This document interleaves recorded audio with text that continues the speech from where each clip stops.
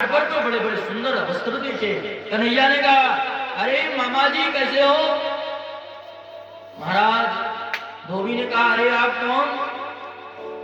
हमको मामा जी क्यों कह रहे हो? हम तुम्हारे मामा थोड़ी ना है, तुम हमारे भांजा। बोले हमारे मामा का गांव है, इसलिए पूरे मामा हो गए हमारे। गांव में होता है महाराज।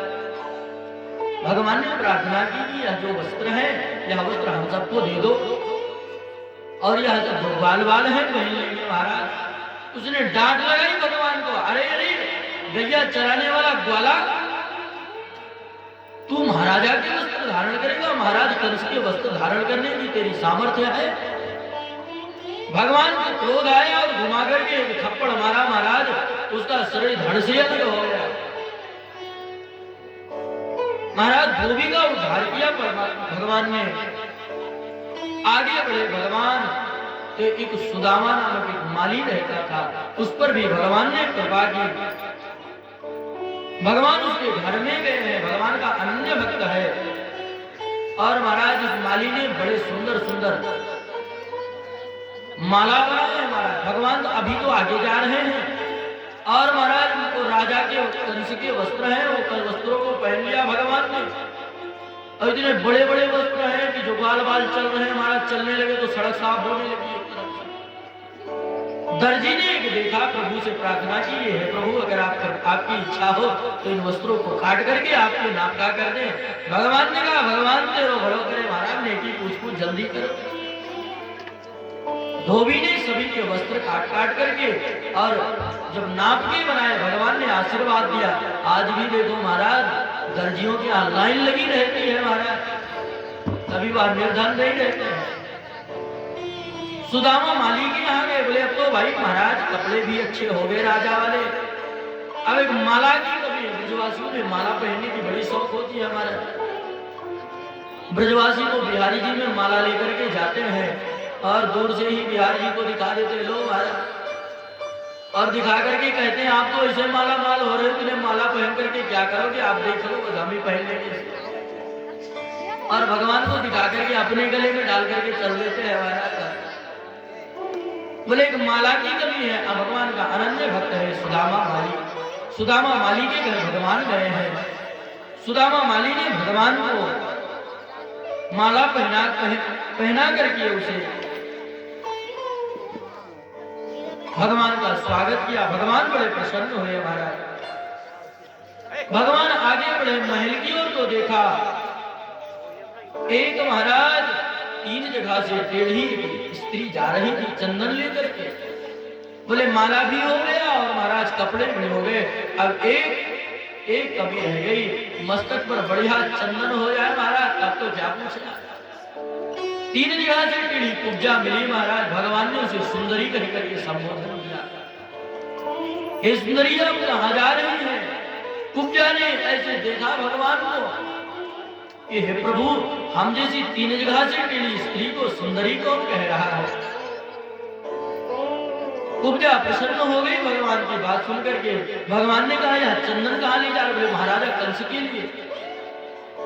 महाराजा कंस को हमारे अलावा किसी का चंदन प्रिय ही नहीं, किसी का लाया हुआ चंदन वह लगाते ही नहीं है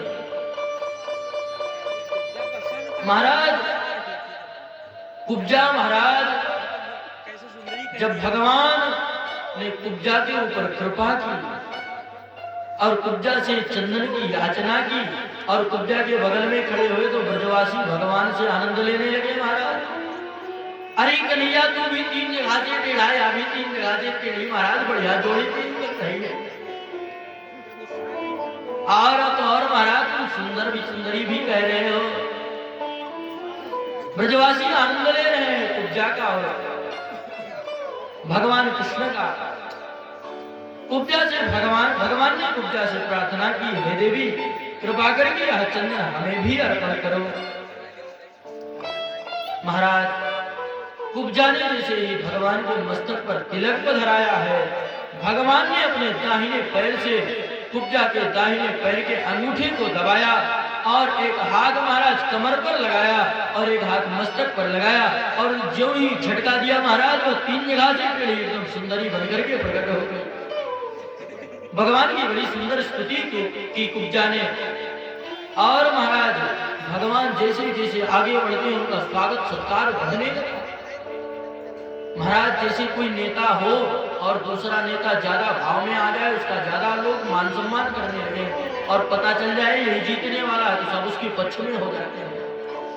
आज मथुरा वासियों को पता चल गया है कि गोविंद आ गए हैं, तो वह समय दूर नहीं है कि कंस के अत्याचारों से हमें मुक्त करा करके गोविंद अपनी शरण में लेंगे। गोविंद जैसे जैसे बढ़ते हैं महाराज बड़े दिव्य और भव्य गोविंद के स्वागत होते हैं मथुरा में। आगे बढ़े दिव्य सभागार में पहुंचे जहां भगवान परशुराम का प्रदत्त एक धनुष रखा हुआ था। उस धनुष की विशेषता थी कि यह धनुष जब तक तुम्हारे यहाँ सुरक्षित रहेगा तब तक कंस को कोई मार नहीं सकता। महाराज बड़ी सुरक्षा लगी थी उसमें, किंतु भगवान गए हैं और धनुष को देखने का प्रयास किया तो जो कंस के दूत थे, कंस के दूतों ने मना कर दिया कि क्या धनुष जो है राजा की अनुमति के बिना कोई छू नहीं सकता। और भगवान ने कहा छूने की बात करते हो, हम तो उसको उठा भी लेंगे वाले। एक दूत ने कहा तेरी सामर्थ्य है या परशुराम जी का धनुष है, इसको उठाने की सोच रहे हो। बलराम जी ने कहा अरे तुम तो उठाने की बात कर रहे हो, हम तो इसको उठा के तोड़ भी सकते हैं। अब वो सब भगवान को बालक ही समझ रहे थे। भगवान ने बोले कि अच्छा, भगवान बोले अच्छा ठीक है हम उठा करके दिखाएं। उन्होंने कहा अच्छा ठीक है, आपके अंदर यदि सामर्थ्य है तो उसको उठा दो। महाराज भगवान ने जैसे ही हाथ लगाया, करेण वामेन सलीलमुद्धृतं सत्यम कृत्वा निमिषेण पश्यताम, एक निमिष में जितनी देर में पलक झपकती है उतनी देर में दाहिने हाथ से उठा करके और धनुष के 3 खंड करके और जैसे ही धनुष भंग हो गया महाराज, कंस को पता चला, कंस को बौखला गया, उसको सब बड़े बड़े स्वप्न आने लग गए। कभी स्वप्ने प्रियदृष्टि हरयानम निषादनम, वह कभी कभी देखता है कि भूत प्रेत हमको बुला करके गले से लगा रहे हैं, आलिंगन कर रहे हैं। कंस स्वप्न देखने लगा महाराज। कभी कभी देखता है कि मैं गधे पर बैठा हूं और खूब सारा तेल लगा है मेरे सर पे और मैं दक्षिण दिशा की ओर जा रहा हूं। कभी कभी वह चलता है तो देखता है मेरी परछाई में छिद्र है। ऐसे ऐसे अपशकुन उसको दिखाई देने लगे। कुबलया पीठ नामक एक हाथी मंगाया कंस ने, दरवाजे पर खड़ा किया है।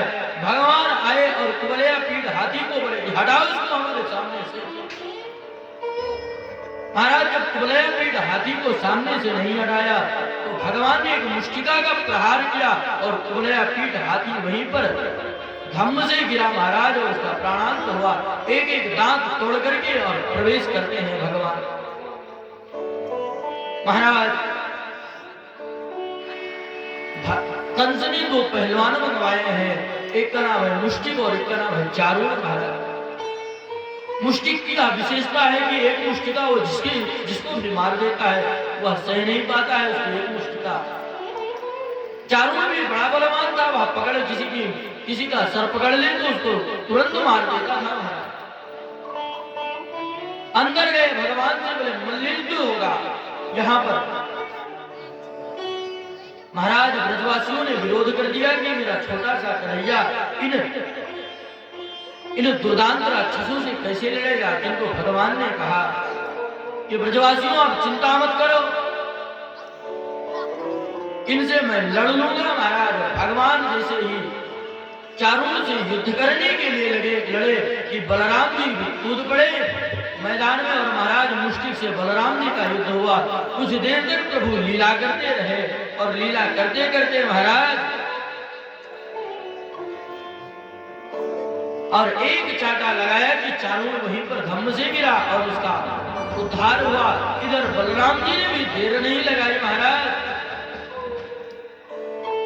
और एक मुष्टिका का प्रहार किया और महाराज वह मुष्टिका से भी धम्म से गिरा और उसका भी प्राणांत हुआ। कथा बहुत लंबी है इसलिए ज्यादा विस्तार नहीं कर रहे हैं, विवाह तक पहुंचना है। भागवत की कथा तो अगाध है, सागर है, यदि हम चाहें भी तो इसका इतना विस्तार कर सकते हैं। महाराज इतना समय भी नहीं है और आप लोग भी अभी उठ करके भागने लगेंगे, थोड़ा समय हो जाएगा, इसलिए भगवान की कथा सूक्ष्म भी श्रवण करें। महाराज कंस ने जैसे ही देखा कि मेरे चुष्ट मुष्टि और चारों नामक दैत्य मारे गए, बौखला गया, पकड़ लो, मार दो इन लोगों को। सारे असुर राक्षस टूट पड़े भगवान पर। इधर नंद बाबा ग्वालवाल भी टूट पड़े। महाराज भयंकर युद्ध हुआ। इधर युद्ध बलराम जी युद्ध लड़ रहे हैं, उधर भगवान उछल करके कूद करके कंस के सिंहासन पर पहुंच गए और कंस जैसे ही भागने का प्रयास किया, भगवान ने उसके बाल पकड़ लिए हैं और बाल पकड़ करके घुमाया चारों ओर। भगवान स्मरण दिलाते हैं, क्यों रे कंस, तूने इसी प्रकार मेरी माता को पकड़ करके कारागृह में डाला था ना, तूने इस प्रकार से मेरी माता के ऊपर अत्याचार किया था। भगवान ने सब याद दिलाया। मातरम पितरम वृद्धम भार्याम साध्वीं सुतम शिशुम। महाराज भगवान ने तुरंत कंस को सब याद दिलाया। कंस को उठा करके सिंहासन से नीचे फेंका, सभा में गिरे। कंस उलट करके कूद के छाती पर चढ़े और जैसे ही छाती पर चढ़े ही महाराज कि कंस का भी उद्धार हुआ। बोले कंसोद्धार भगवान की। कंस का उद्धार किया भगवान ने। इधर महाराज भगवान अपने माता पिता से मिलने गए हैं, उनको बंदी गृह से मुक्त किया और उनसे माफी मांगा कि हे मैया, हे बाबा, हमने बड़ी देर कर दी यहाँ आने में महाराज। और इधर भगवान ने तुरंत महाराज उग्रसेन को बुलाया और मथुरा का राजा बना दिया। भगवान ने सोचा कि कुछ दिन मथुरा में रह करके अपने जन्म देने वाले माता पिता के साथ रहेंगे, उसके बाद में हम वृंदावन चले जाएंगे। और महाराज इधर कंस की दो पत्नियां हैं, उनका नाम है अस्ति और प्राप्ति। अस्ति माने है और प्राप्ति माने हमको चाहिए भी। जिनके जीवन में है भी और हमको चाहिए भी, वही कंस है महाराज। अस्ति प्राप्ति के महाराज कंस के जो ससुर हैं, ऐसे जरासंध, महाराज जरासंध को पता चल गया और महाराज इधर भगवान को भी पता चला कि यह जरासंध युद्ध करेगा तो यह मथुरावासी असुरक्षित है। आप आज्ञा करो तो कुछ दिन इनके बीच रह करके सुख प्रदान करें।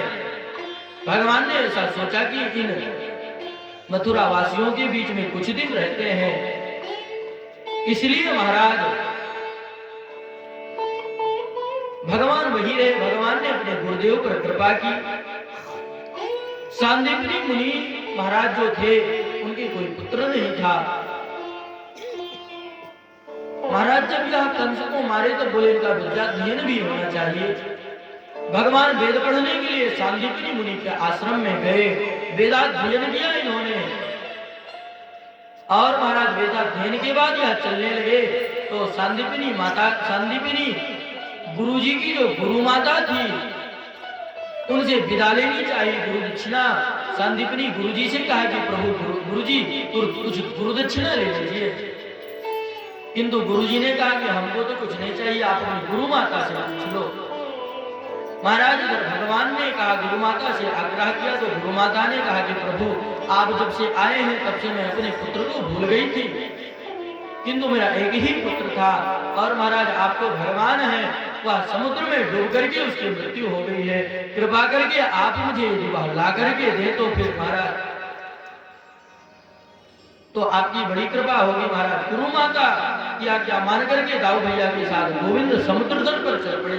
समुद्र के सम्मुख आकर के आदेश दिया, गुरुपुत्र प्रदीयताम, गुरुपुत्र मुझे दे दो।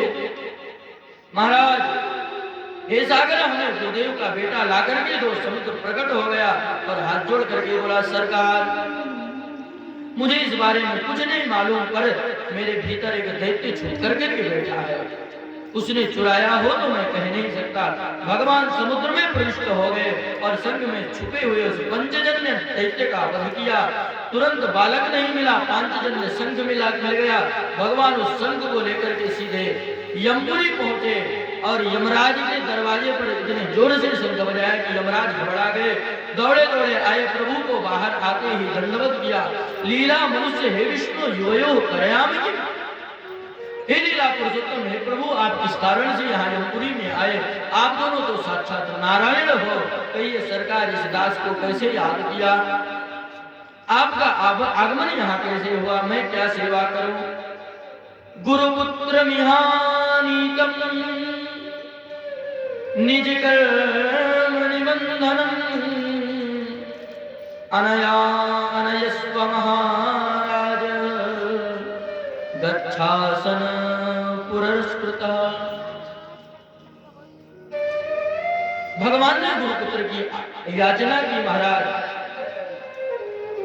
और जैसे ही गुरुपुत्र की याचना की यमराज ने ला करके गुरुपुत्र सौंप दिया। भगवान गुरुपुत्र लेकर के महाराज घर गुरु माता को सौंप करके पुनः मथुरा लौटे। महाराज मथुरा में लौटे तो एक दिन गोविंद महाराज उदास बैठे हुए थे। उनके परम सखा हैं उद्धव जी, उद्धव जी पर कृपा करने के लिए गोविंद उद्धव के ऊपर कृपा करने के लिए महाराज गोविंद ने लीला की, जिसे उद्धव गोपी संवाद कहते हैं। भगवान ने कहा उद्धव मैं ये नहीं कहता तुम्हारे मथुरा में कोई सुविधा नहीं है, बड़ा अच्छा है तुम्हारा मथुरा, बहुत अच्छा है, किंतु महाराज वह कुछ गोपियों का प्रेम, वह नंद बाबा का प्रेम, वह यशोदा मैया की दुलार महाराज मुझे याद आती है। मैं परसों आगमिष्यामि कह करके आया था वृंदावन से, और आज वर्षों बीत गए हैं और मैं लौट करके नहीं गया। मेरे जो ब्रजवासी कितना रोते होंगे मेरी याद में, कितना तड़पते होंगे मेरी याद में मेरे ब्रजवासी। भगवान कहते उद्धव तुम वृंदावन जाओ, राधा रानी से मिलो, नंद बाबा से मिलो, नंद रानी से मिलो, अजर ग्वाल वाले गैयाएं जो रो रही हैं उनसे जाकर के मिलो। इधर महाराज उद्धव जी बड़े ज्ञानी हैं, इनको ज्ञान का बड़ा अहंकार है। उद्धव जी महाराज चले हैं, उद्धव ने कहा ठीक है गोविंद आप कह रहे हैं तो मैं जाऊंगा, आपका आदेश मेरे लिए अध्यादेश है, हे गोविंद आपका आदेश तो मेरे लिए मानना ही पड़ेगा, इसलिए मैं जा रहा हूं, लेकिन उन ब्रजवासियों के बीच में मैं रह करके ज्यादा दिन रुकूंगा नहीं, 2-4 घंटे ही रुक सकता हूं, 2-4 घंटे के बाद में चला आऊंगा। भगवान ने कहा उद्धव पहले तुम वृंदावन जाओ तो सही, तुम 2-4 दिन में आते हो, 2-4 हफ्ते में आते हो, कि 2-4 महीने में आते हो, या तो समय बताएगा। उद्धव के अंदर ज्ञान है लेकिन प्रेम नहीं है महाराज, और प्रेम ही सर्वोपरि है महाराज। उद्धव जी महाराज चले हैं, भगवान ने उन्हें काली कमली दी है, लो मेरी कमली ओढ़ करके जाओ, क्योंकि ब्रजवासी जिनसे मेरा संबंध नहीं रहता है उनसे ज्यादा बात भी नहीं करते हैं, इसलिए आप मेरी काली कमली लेकर के जाओगे तो ब्रजवासी तुमसे बात तो करेंगे कम से कम। अक्रूर जी इधर चले, इधर महाराज भगवान के जो सखा है मधुमंगल, श्रीरामा, टोक आदि, जो रास्ता वृंदावन से मथुरा की ओर जाता है, सुबह आकर के बैठ जाते हैं, शाम तक देखते हैं, निहारते हैं, मेरा कन्हैया आ रहा होगा, मेरा लाला आ रहा होगा, मेरा सखा आ रहा होगा, ऐसी भावना से शाम तक बैठते हैं, और शाम को जाकर के माता से कहते हैं मनी मैया तेरा लाला बड़ा कठोर है, आज भी ना आया, आज भी तेरा कन्हैया नहीं आया, बड़ा कठोर है। आज ब्रजवासी मथुरा के रास्ते पर बैठे थे तो एक रथ आता हुआ दिखाई दिया, आशा की कुछ किरण जगी उनके हृदय में। रथ में वही चिन्ह लगा हुआ था जो अक्रूर के हृदय, जो रथ में लगा हुआ था महाराज। इधर महाराज जब रथ आता हुआ देखा तो सभी मित्र दौड़ पड़े रथ की ओर। एक मित्र महाराज जो मधुमंगल था वह छिप करके बैठ गया। किसी मित्र ने कहा कि अरे चल गोविंद आए हैं, दौड़ के चल मिल उनसे। मधुमंगल कहता है मैं नहीं जाऊंगा, मैं तो रूठ गया हूं उनसे, वह आएंगे मेरे चरणों को पकड़ करके माफी मांगेंगे तभी मैं जाऊंगा। और महाराज जब दौड़ते हुए सखाओं ने देखा तो मधुमंगल दौड़ में महाराज आगे सबसे निकल रहा था। उस सखा ने पूछा, क्यों रे मधुमंगल, तू तो रूठ गया था। मधुमंगल कहता, रूठ तो बाद में जाएंगे, पहले गोविंद को गले लगा करके प्यार तो कर लेगा। इतने दिन बाद मेरा गोविंद मिला है। आज महाराज जब रथ के पास में पहुंचे और रथ का जब पर्दा हटाया तो देखा गोविंद नहीं है, अभी तो कोई उनका सखा है। उद्धव जी कहते, मैं उद्धव मथुरा से आया हूं, मुझे कृष्ण ने भेजा है। क्या आप मुझे बता सकते हैं नंदरानी का महल किधर है, नंद बाबा का घर किधर है? कृपा करके क्या आप मुझे बता सकते हैं? इधर महाराज ग्वाल कहते हैं, हे उद्धव, मेरा कन्हैया इतना कठोर है कि परसों को कह करके गया और बरसों बाद उसे याद भी आई तो खुद नहीं आया, अभी तो मित्र को भेज दिया। रे कन्हैया तो बड़ा कठोर है। उद्धव कहते हैं कि प्रभु एक ग्वाल कृपा करके मुझे बताइए कि नंद महल का रास्ता क्या है।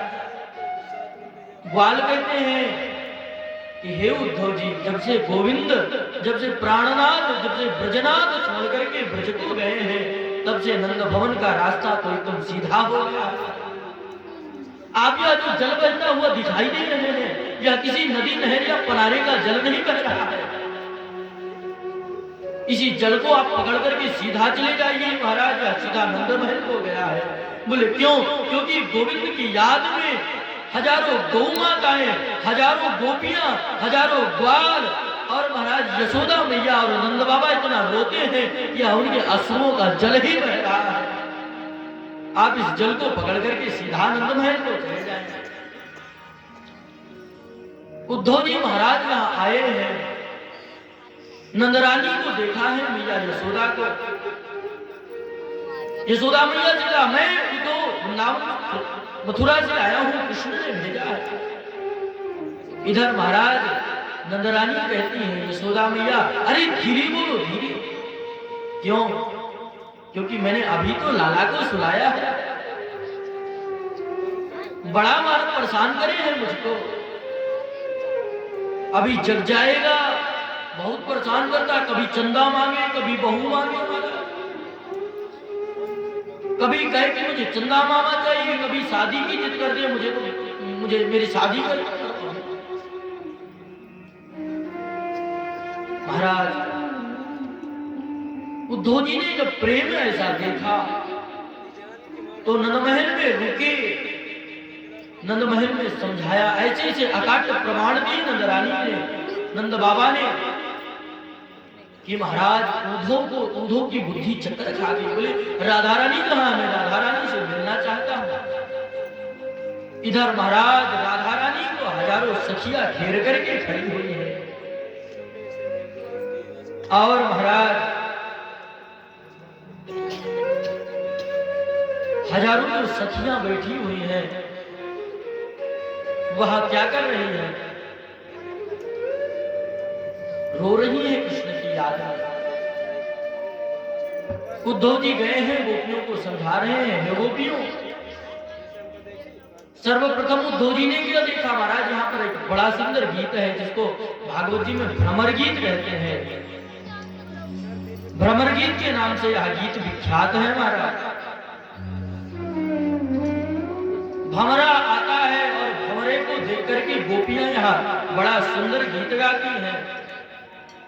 मधुपति तो बंधो मास्त्र चांद्रित सपत्निया कुछ विलुलित माला। महाराज गोपियां कहती हैं, हे मधुपति की तो बंधो मास्त्र चांद्रित सपत्निया, हे कृष्ण के काले कलुटे मित्र भंवरे, तेरा और कृष्ण का एक ही जैसे स्वभाव है। पहले तो वह हम जैसी गोपियों से प्रेम करता है, बाद में रोटी बिलकती छोड़ जाता है, और तू भी पहले पुष्पों से प्रेम करता है और उससे रस लेता है, उसके बाद में फूल को छोड़ करके उड़ जाता है। गोपियां कहती हैं कि ये कृष्ण की कथाएं भी करनी है। कोई ब्राह्मण घर छोड़ करके आता है विद्याध्ययन के लिए और महाराज आपकी कथाओं को श्रवण कर लेता है। और कथाओं को जैसे ही वह श्रवण कर लेता है तो भिक्षुचर्याम चरण की भीख मांग करके खाना पसंद करता है। कृष्ण की जैसा कृष्ण काला, उसकी कथाएं भी काली और उसके मित्र भी काले। महाराज गोपियों के पास उद्धव जी गए। उद्धव जी ने कहा, गोपियों आप क्या क्या कह रही हैं? आप जिस परमात्मा का, जिस कृष्ण के विरह में रो रही है वह परमात्मा है। महाराज वह परमात्मा है और परमात्मा के हाथ पैर नहीं होते हैं। गोपियां कहती हैं, उद्धव जी जब उस परमात्मा के हाथ पैर नहीं होते हैं तो गलवैया डाल करके रास कैसे रचाया उसे? आप कहते हैं उस परमात्मा के चरण नहीं होते हैं तो गौचारण कैसे किया? और कहते हैं आप उसके मुख नहीं होता, हाथ नहीं होते तो किस प्रकार से उसने हमारे घर में हमारे सामने माखन मिश्री कैसे खाई? इतने अकाट्य प्रमाण दिए महाराज गोपियों ने कि उस प्रमाणों से एक महाराज सरोवर प्रकट हो गया और उस सरोवर से दिव्य नदी प्रकट हुई। उस नदी से एक महाराज दिव्य सागर बनकर के प्रकट हुआ और उस सागर में ऐसा डुबकी लगाया उद्धव जी ने कि उवास कतिचित मासान, कई महीने बीत गए उद्धव जी को। महाराज उद्धव जी की कई महीने बाद, उवास कतिचित मासान, कई महीने बाद जब आंख खुली कह करके आए थे 2-4 मिनट रुकेंगे, इधर कई महीने जब बीत गए महाराज, तब उद्धव जी महाराज अब प्रेम शास्त्र को विशुद्ध समझ पाए। बोले, ऊधो सूधो है चलो सुन गोपिन करीबान, ज्ञान बजाई डुमडुमी प्रेम बजायो ढोल। प्रेम का विजय हुआ। उद्धव ने कहा, गोपियों में तुमसे वचन दे करके जाता हूं, कल का सूर्योदय बाद में होगा, गोविंद तो तुम्हारे पास पहले होंगे। गोपियों ने चलते समय, श्री उद्धव जी ने चलते समय गोपियों को प्रणाम नहीं किया, गोपियों के चरणों को प्रणाम नहीं किया है। अभी तो महाराज वंदे नंद प्रस्त्री नाम पाद रेणुक भीक्षण साहा, गोपियों की चरणों की धूली को लेकर के अपने मस्तक पर धारण किया है। धन्य है आप ब्रज की गोपियां जो भगवान से इतना प्रेम करती हैं। इनके सामने मेरे जैसे करोड़ों ज्ञानी बार दिया जाए तो इनके एक चरण की धूली का एक कड़का भी सामना नहीं कर सकते, मेरे जैसे करोड़ों ज्ञानी मिलकर के। गोपियों का ऐसा विशुद्ध प्रेम है। उद्धव जी कहते हैं, हे प्रभु कृपा करके यदि मुझे दोबारा कुछ भी बनाना, जन्म देना तो मुझे वृंदावन में ही देना। आशा मोह चरण रेणुज सामहं श्याम, वृंदावने किमपि गुल्मलतौ सधीना, यादुस्त्यजं स्वजनमार्यपतं सहित्वा, मुकुंद पदवीं श्रुतिभिर्विज्ञा। हे प्रभु मुझे बंदर बना देना, मुझे कुत्ता बना देना। और तो और महाराज कहते हैं, वृंदावने किमपि गुल्मलतौ सधीना, मुझे वृंदावन का एक घास का तिनका बना देना, गिरिराज जी की तलहटी का एक पत्थर बना देना, लेकिन मुझे वृंदावन से बाहर कुछ मत बनाना। ऐसा भक्ति का प्रेम चढ़ाओ उद्धव जी को। इधर महाराज उद्धव जी आए और उद्धव जी ने महाराज कृष्ण से कहा, अरे कृष्ण तू इतना दुष्ट है, अरे कृष्ण तू कितना निर्दयी है, वहां पर इतनी प्रेम करने वाली गोपियों को, नंद बाबा यशोमती मैया को छोड़ करके तू यहाँ आया है। चल अभी तू चलो वृंदावन, चलो मेरे साथ वृंदावन की ओर चलो। भगवान कहते हैं, उद्धव क्या तुमको लगता है कि राधा रानी मुझसे दूर है? क्या तुमको लगता है कि हजारों गोपियां मुझसे दूर हैं? भगवान ने कहा तुम आंख बंद तो एक बार करो। उद्धव ने जैसे ही आंख बंद करके खोला, देखा कि राधा रानी बगल में विराजमान है, हजारों गोपियां घेर करके खड़ी हैं। भगवान ने कहा उद्धव तुम्हारे पास ज्ञान तो बहुत था, किंतु तुम्हारे अंदर प्रेम की कमी थी। जिस प्रेम की कमी को पूर्ण करने के लिए मैंने तुम्हें वृंदावन भेजा। आज तुम विशुद्ध प्रेमी हो गए हो मेरे, इसलिए अब तुम तो प्रेम पूर्वक रहो। उद्धव जी ने देखा कि महारानी श्री राधा रानी तो साथ में झूला झूल रही है। महाराज हम प्रेम दीवानी है, वो प्रेम दीवाना। हम प्रेम दीवानी है, वो प्रेम दीवाना।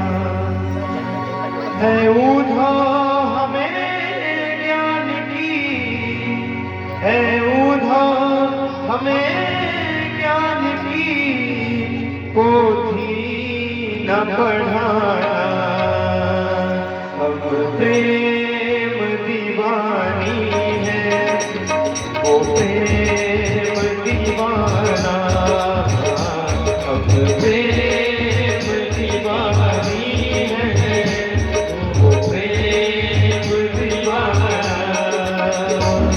है उधो हमें ज्ञान की, है उधो हमें ज्ञान की, पोथी न पढ़ाया। हम प्रेम दीवानी है, वो प्रेम दीवाना। हम प्रेम दीवानी है, वो प्रेम दीवाना। तन मन जीवन श्याम कायर, श्याम हमारे प्राण।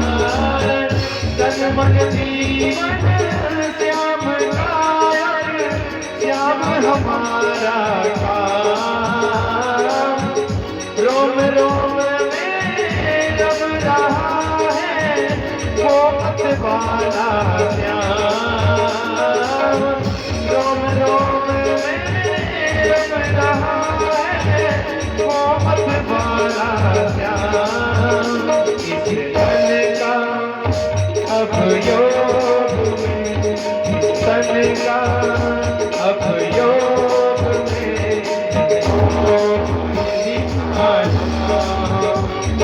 तन का अब योग में कोई आना। है उधो हमें ज्ञान की, है उधो हमें ज्ञान की, पोथी न पढ़ाना। हम प्रेम दीवानी है, वो प्रेम दीवाना। प्रेम दीवानी है, वो प्रेम दीवाना।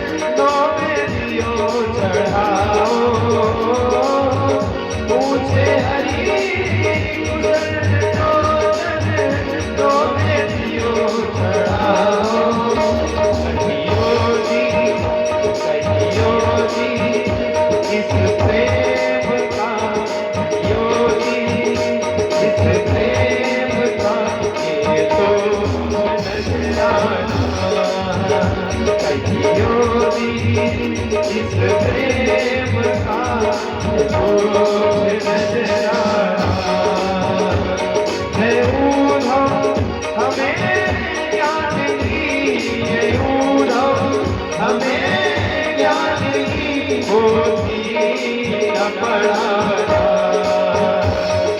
प्रेम दीवानी है वो प्रेम दीवाना प्रेम दीवानी है वो प्रेम दीवाना वो प्रेम दीवाना वो प्रेम दीवाना प्रेम दीवाना हरिलाल की जय हो उद्धव का मोहभंग हुआ महाराज। इधर राधा रानी का दर्शन हुआ भगवान के साथ में। उद्धव भी भगवान के प्रेमी बने। यहाँ से दशम स्कंध के उत्तरार्ध की कथा प्रारंभ होती है। उत्तरार्ध में महाराजा कंस के जो ससुर है जरासंध को पता चल गया कि मेरे दामाद को भगवान ने मारा था और भगवान अब मथुरा फिर से आ गए हैं।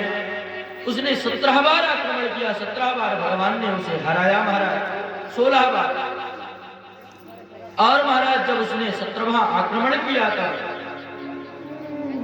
भगवान रण छोड़ करके भाग गए। भगवान का रण छोड़ पड़ा महाराज। दाऊ जी ने कहा कि प्रभु यदि मैं यहाँ रण छोड़ करके भागूंगा तो यह जरासंध सारी मथुरा को मिट्टी में मिला देगा। महाराज भगवान अब की बार रण छोड़ करके क्यों भागे? क्योंकि जरासंध इस बार महाराज 17 बार हार चुका है और अब की बार हारना नहीं चाहता है। इसलिए महाराज ब्राह्मणों को बिठा करके आया है। तुम अनुष्ठान में बैठो मेरे जीतने के लिए और मैं जीत जाऊंगा तो तुम्हें माला माल कर दूंगा और यदि मैं हार गया तो महाराज तुमको सबको मार दूंगा। भगवान ने सोचा कि यदि मैंने अब की बार भी इसे हरा दिया तो यह ब्राह्मणों की हत्या करेगा। इसलिए भगवान ने रण छोड़ करके भागे। भगवान रण छोड़ करके भागे। इधर कालियवन महाराज भगवान के पीछे लग गया। भगवान एक गुफा में घुस गए जिस गुफा में मुचकुंद महाराज सो रहे थे। मुचकुंद महाराज जी महाराज जब देवासुर संग्राम हुआ, देवासुर संग्राम में देवताओं के साथ युद्ध किया। जब देवासुर संग्राम समाप्त हुआ तब देवताओं ने कहा कि मांगो, क्या मांगना चाहते हो? बोले लड़ते लड़ते बहुत थक गया हूं, हमें विश्राम चाहिए। देवताओं ने आशीर्वाद दिया कि जाओ तुम इस गुफा में जाकर के शयन करो। जो तुम्हें आकर के तुम्हारी निद्रा को भंग करेगा वह तुम्हारी दृष्टि पड़ते ही वह जल करके भस्म हो जाएगा। भगवान आए और मुचकुंद के ऊपर महाराज अपना पीतांबरी वस्त्र उड़ा दिया। इधर कालियवन दौड़ता हुआ आया। भगवान को मुचकुंद को भगवान समझ करके कालियवन ने लात मारी। कालियवन की जैसे ही निद्रा भंग हुई और जैसे ही नेत्रों की दृष्टि पड़ी महाराज जलकर के भस्म हो गया। इधर भगवान समुद्र के बीच टापू में एक सुंदर नगरी का निर्माण किया भगवान ने, जिसका नाम है द्वारिकापुरी। भगवान 11 वर्ष की अवस्था में वृंदावन छोड़कर के मथुरा पर आए और 14 वर्ष की अवस्था में मथुरा छोड़कर के महाराज 14 वर्ष मथुरा में रहे और असुरों का उद्धार किया और आज 25 वर्ष की अवस्था में प्रभु द्वारिकाधीश बन गए और दाऊ भैया का विवाह महाराज रेवती की पुत्री रेवती की पुत्री रेवती महारानी के साथ संपन्न हुआ। द्वारिकाधीश बनकर के प्रभु प्रथम विवाह भगवती लक्ष्मी रूपा रुक्मणी जी के साथ संपन्न हुआ। परीक्षित बोले, एक क्षण महाराज इस विवाह के बारे में हमने बड़ी विचित्र विचित्र बातें सुनी है, कृपा करके यह विवाह मुझे विस्तार से बताइए। तब सुखदेव भगवान कहते हैं, भवान भीष्मक सुदाम रुक्मणी रुचिरासना राक्षसेन विधानेन उपयेम इति विस्तृतम्। हमने ऐसा सुना है कि हमारे प्रभु द्वारिकाधीश का जो विवाह हुआ प्रथम, वह राक्षसेन विधानेन, वह राक्षस विधि से हुआ। विवाह की कई विधियां होती हैं। एक तो यह विधि है कि महाराज जो पिता महाराज जो वर ढूंढ करके पुत्री के लिए, और महाराज पुत्र के लिए जो वधू ढूंढे, उससे वैदिक रीति से यदि विवाह किया जाए तो उसे ब्रह्म विवाह कहते हैं। एक विवाह होता है कि महाराज वर वधू ने एक दूसरे को पसंद किया, वरमाला डाल करके विवाह किया, ऐसे गांधर्व विवाह कहते हैं। और महाराज वर वधू दोनों तैयार हैं, लेकिन घर वाले नहीं मान रहे, जबरदस्ती उठा करके विवाह कर ले, उसे राक्षस विवाह कहा जाता है। भगवान का राक्षस विधि से यहाँ पर विवाह संपन्न हुआ। बोले विदर्भ देश के राजा भीष्म की बेटी थी, जिनका नाम था रुक्मणी। भीष्म जी के 5 बेटे थे महाराज, रुक्मी, रुक्मरथ, रुक्मबाहु, रुक्मकेशी तथा रुक्ममाली। इसमें से रुक्मी सबसे बड़ा था महाराज, उसी का चलता था। एक दिन घर में बैठ करके ही महाराज भीष्म ने विचार किया कि रुक्मणी का विवाह करना चाहिए, मैं विवाह की योग्य हो गई है। रुक्मी ने कहा, प्रभु पिताजी आप चिंता मत करिए, विवाह तो मैं करूंगा अपनी बहन की। 5 भाई हूँ, एक बहन है, इसका विवाह तो मैं बड़े धूमधाम से करूंगा। भीष्म ने भी कहा, ठीक है पुत्र, जो तुम्हारी इच्छा, प्रेम से विवाह कर। दूसरे दिन ही आ गया रुक्मी। बोले पिताजी परसों बारात आ रही। बोले कहां से आ रही है महाराज?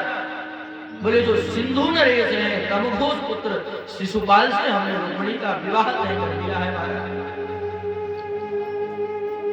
इधर महाराज विवाह की जैसी ही खबर लगी रुक्मणी जी को, रुक्मणी जी ने पत्र लिखा, ब्राह्मण देवता को बुलाया।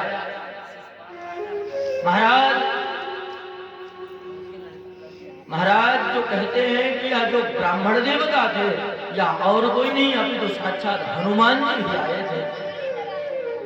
ब्राह्मण देवता को पत्र लिखा, 8 श्लोकों में बड़े मंगल श्लोक लिखे हैं, बड़ा मंगल पत्र लिखा है रुक्मणी जी ने। रुक्मणी जी कहते हैं, श्रुत्वा गुणान भुवन सुंदर संवतां ते निर्विश्य कर्ण विवहैर्णतोऽङ्गतापम् रूपं दृशां दृश्यमतामखिलार्थलाभम्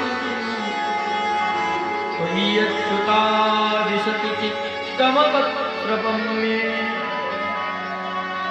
रुक्मणी जी कहती हैं, प्रभु रुक्मणी जी ने श्लोक में 2 संबोधन किए हैं कि हे अच्युत, हे भुवन सुंदर, मैंने आपको कभी देखा नहीं,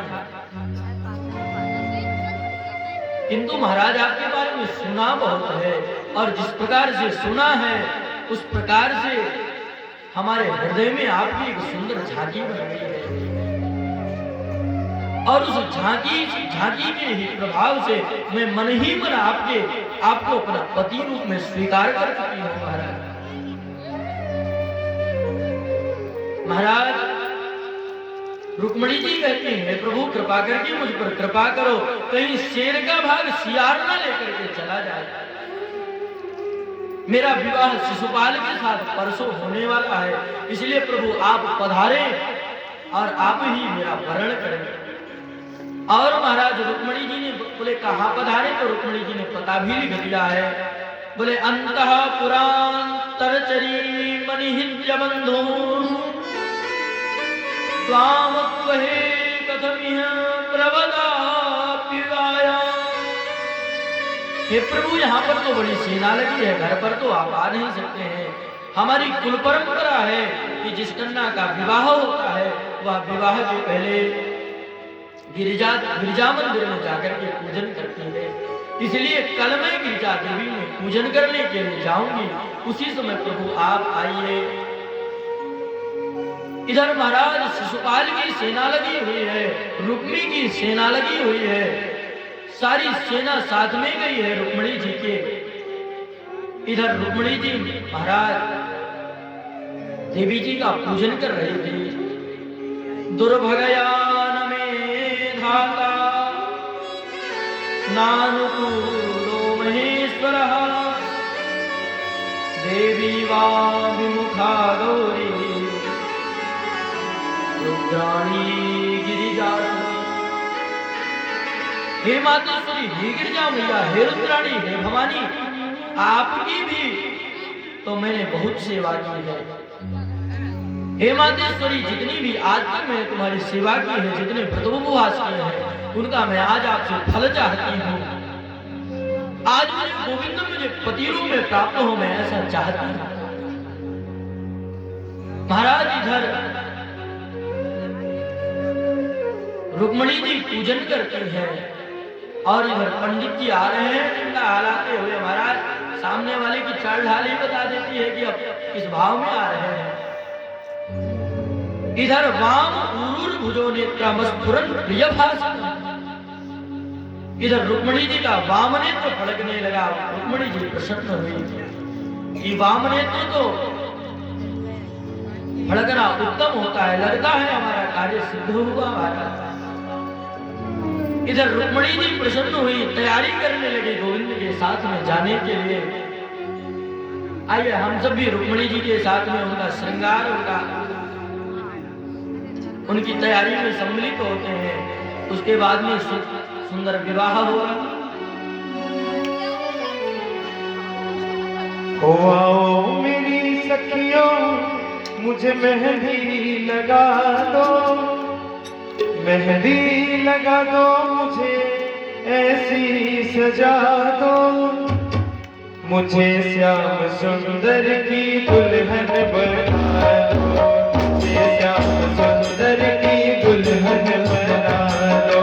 आओ मेरी सखियों, मुझे मेहंदी लगा दो, आओ मेरी सखियों, मुझे मेहंदी लगा दो, मेहंदी लगा दो, मुझे ऐसी सजा दो, मेहंदी लगा दो, मुझे ऐसी सजा दो, मुझे श्याम सुंदर की दुल्हन बना दो, मुझे श्याम सुंदर की दुल्हन बना दो, मुझे श्याम सुंदर की दुल्हन बना दो, मुझे श्याम सुंदर की दुल्हन बड़ी भगवान की जय हो।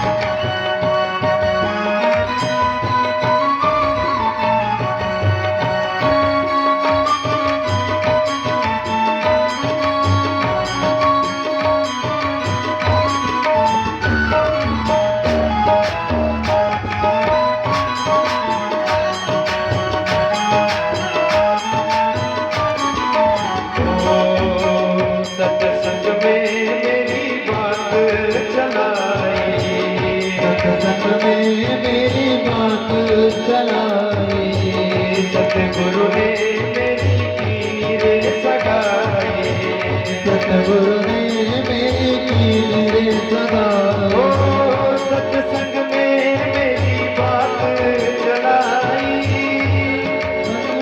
मेरी बात चलाई, सतगुरु ने मेरी कीनी रे सगाई, सतगुरु ने मेरी कीनी रे सगाई। उनको बुला के हाथ ले मतो करा दो, उनको बुला के हाथ ले मतो करा दो, मुझे श्याम सुंदर की दुल्हन बना दो, मुझे श्याम सुंदर की दुल्हन बना दो।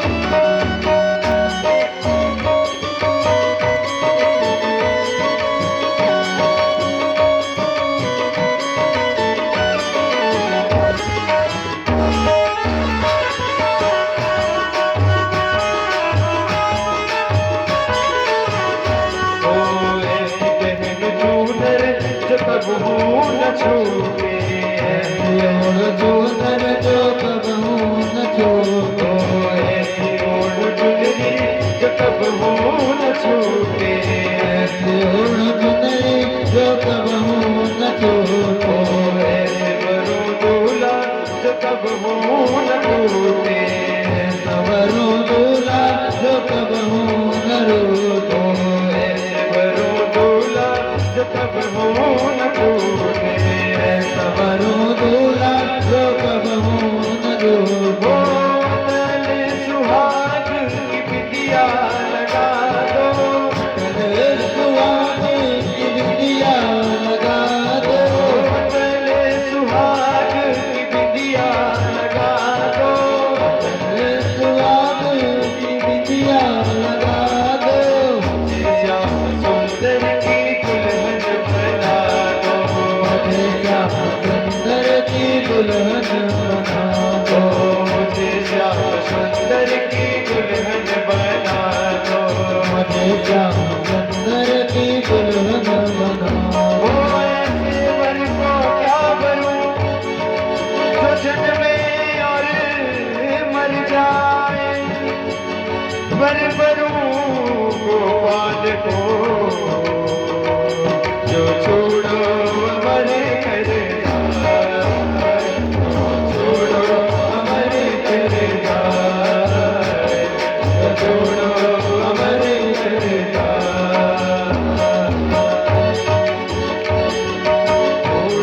अमर कर जाए, छोड़ो अमर कर जाए। बोल रुक्मणी रमण भगवान की जय हो। इधर महाराज रुक्मणी जी माता गौरी की पूजा करते हैं। नमस्ते त्वाम्बिके भीक्षणम, हे माता कृपा करके मुझे कृष्ण को पति रूप में प्राप्त करो। इधर माता रुक्मणी ने, माता देवी ने, गौरी ने आशीर्वाद दिया। मनुजा ही राचो मिले सोबर साज सुंदर सावर, करुणा निधान शील स्नेह जानत रावर। माता ने आशीर्वाद दिया और जैसे ही रुक्मणी जी महाराज भगवान की सांवली सलोनी सूरत मैं हृदय में बसा करके बाहर निकली और इतनी अच्छोहड़ी सेना देखी तो रुक्मणी जी घबरा गई कि इसमें पहचानूंगी कैसे गोविंद को। इतने में देखा कि गोविंद महाराज खड़े हुए हाथ हिला दिए महाराज। रुक्मणी जी प्रसन्न हो गई। इधर महाराज जैसे ही गोविंद को देखा, इतनी बड़ी सेना खड़ी हुई है। कोई कहता है महाराज इसका मुकुट देखो कितना सुंदर है, कोई कहता है अरे तुम तो मुकुट देख रहे हो, इसका पीतांबर वस्त्र तो देखो कितना सुंदर है, कोई कहता है तुम वस्त्र में ही पड़े हो और इसकी पादुका देखो कितनी सुंदर है, कोई कोई कहता है महाराज चाल देखो कितनी अच्छी है। और महाराज चलते चलते गोविंद गए रुक्मणी जी के पास में और रुक्मणी जी का हाथ पकड़ा, गोदी में उठाया और महाराज कोई कोई कहता अरे देखो कितना सुंदर चाल है, कितनी सुंदर जोड़ी है महाराज। और वह चाल ढाल की प्रशंसा करते रहे कि गोविंद ने रुक्मणी को रथ में बैठाया। और महाराज कोई कोई कहता अरे रथ तो देखो कितना बढ़िया है, कोई कोई कहता अरे रथ देख रहे हो, रथ में लगे घोड़ों को तो देखो महाराज कितने वायु वेग से दौड़ रहे हैं। भगवान के साथी ने रथ को हाका, भगवान रुक्मणी को लेकर के चले गए। इधर महाराज एक सैनिक को होश आया, महाराज तो घोड़े तो बहुत अच्छे हैं, रथ भी अच्छा है और जो रथी है रथ पर बैठने वाला वह भी अच्छा है। लेकिन रुक्मणी जी कहा गई हम सब किस लिए आए थे, रुक्मणी जी की रक्षा के लिए आए थे। इधर महाराज बात चल गई, शिशुपाल को पता चला, शिशुपाल बड़ा दुखी हुआ। महाराज दूल्हा बन करके आया था, दुल्हन कोई और लेकर के चला गया, कितनी लज्जा हुई शिशुपाल। पर जरासंध ने समझाया देखो मैं 17 बार कृष्ण से हार चुका हूं, लेकिन मैंने कभी हिम्मत नहीं हारी। अरे कोई बात नहीं, चलो हटाओ। शिशुपाल ने भी सोचा कि हमसे बड़े बड़े बेइज्जत पड़े हैं यहाँ पर महाराज, तो हम ही क्या। रुक्मी ने पीछा किया भगवान का, भगवान ने रुक्मी को पकड़ लिया, रुक्मी से भयंकर युद्ध किया। भगवान ने उसकी आधी मूंछ काट दी, उसका सर मुड़ करके रथ के चक्के में बांध दिया। इधर बलराम जी आ गए। बलराम जी ने डांटा भगवान को, यह क्या कर रहा साले साहब। महाराज जब कोई छोटे गलती करे तो बड़ों को डांटना चाहिए, संभालना चाहिए उसे। महाराज बलराम जी ने वही किया, अपना बड़प्पन दिखाया, डांटा उनको,